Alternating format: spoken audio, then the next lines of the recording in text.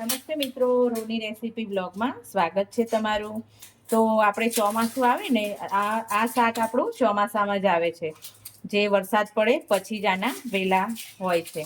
તો આને કંકોડા કહીએ છીએ આપણે, કોઈ જગ્યાએ કંટોલા કહેવાય છે, બધી જગ્યાએ અલગ અલગ કહેવાય છે। તો આને એકદમ ધોઈ અને કોરા કરી અને આ રીતે સમારી લેવાના છે ઊભા।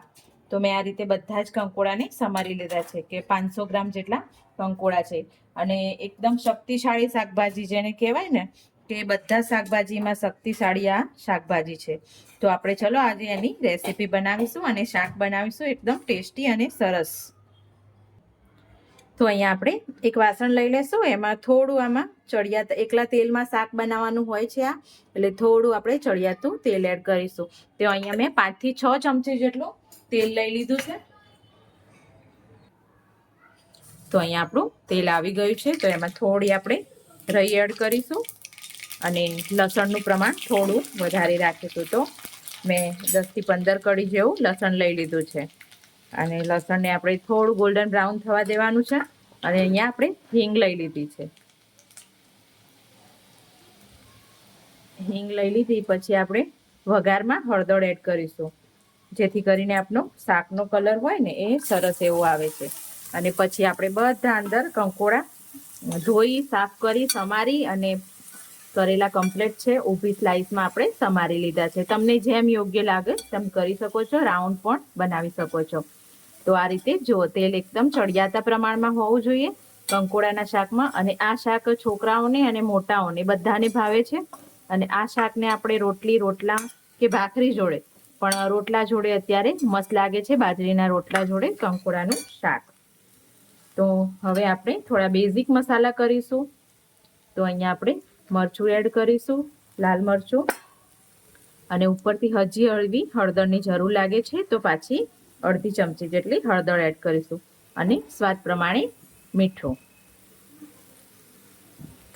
આ એકદમ ચોમાસામાં જ સિઝનમાં એક જ વાર આવે છે આખી સિઝનમાં, એટલે કંકોડા શરીર માટે બહુ જ સારા હોય છે અને ઇમ્યુનિટી પણ આપે છે અને શક્તિશાળી શાકભાજી છે। બધા જ શાકભાજીમાં આ શક્તિશાળી શાકભાજી છે।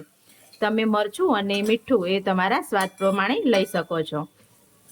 હું થોડું તીખું બનાવું છું એટલે તમને લાલ થોડું વધારે દેખાશે, તો અમે સ્પાઇસી થોડું ખાઈએ છીએ એટલે તીખું બનાવી છે।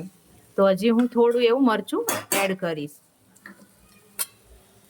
અને શાકને આપણે તેલમાં જ ચડવાનું છે અને ધીમા ગેસે આપણે શાકને થોડું એવું 10 થી 15 મિનિટ ધીમા ગેસે, એકદમ કંકોડા થોડા સોફ્ટ ના થઈ જાય ત્યાં સુધી આપણે ચડવી લેવાનું રહેશે। તો હવે હું આનું ઢાંકણ થોડી વાર આપણે બંધ કરી દઈશું, વરાળમાં ચડવા દેશું। તો આપણે વચ્ચે વચ્ચે 1 થી 2 વાર શાકને જોતા રહીશું કે કેમનું શાક તૈયાર થાય છે, અને આ રીતે આપણે ચમચાને હલાવતા રહેશું, જેથી કરીને આપણું શાક છે જે નીચે ચોટે ના। જો કે ચોટતું તો છે જ નહીં, વાસણ જાડું હોય ને એટલું। તો આ રીતે આપણે 2 થી 3 વાર આ રીતે ઢાંકણ ખોલી અને 10 થી 15 મિનિટ સુધી ચડવા દેવાનું હોય છે, કંકોડા જ્યાં સુધી સોફ્ટ ના થાય ત્યાં સુધી। અને સિમ્પલ અને બેઝિક રીતે શાક બનાવ્યું છે, કોઈ જ મસાલા નહીં, કોઈ જ ગરમ મસાલા નહીં, લીલું મરચું નહીં, કંઈ જ નહીં। તો આપણું શાક આપણે જોઈએ તો 10 થી 15 મિનિટ થઈ ગઈ છે।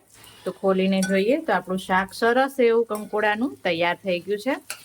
તો હવે આપણે આના જોડે બાજરીના રોટલા બનાવીશું અને બાજરીના રોટલા જોડે આપણે સર્વ કરીશું। તો એકદમ સરસ અને સિમ્પલ રીતે, બેઝિક રીતે, એકદમ સરળ રીતે કંકોડાનું શાક તૈયાર છે અને નાના મોટા બધાને ભાવે।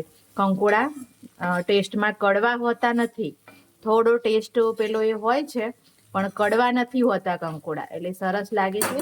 બાજરીના રોટલા, રોટલી કે ભાખરી જોડે, તમને જેના જોડે અનુકૂળ આવે એના જોડે ખાઈ શકો છો। તો હવે આપણે ગેસને બંધ કરી દઈશું। અને એ વિડીયો ગમ્યો હોય મિત્રો તો લાઈક કરજો, શેર કરજો, સબસ્ક્રાઈબ કરજો। Thank you.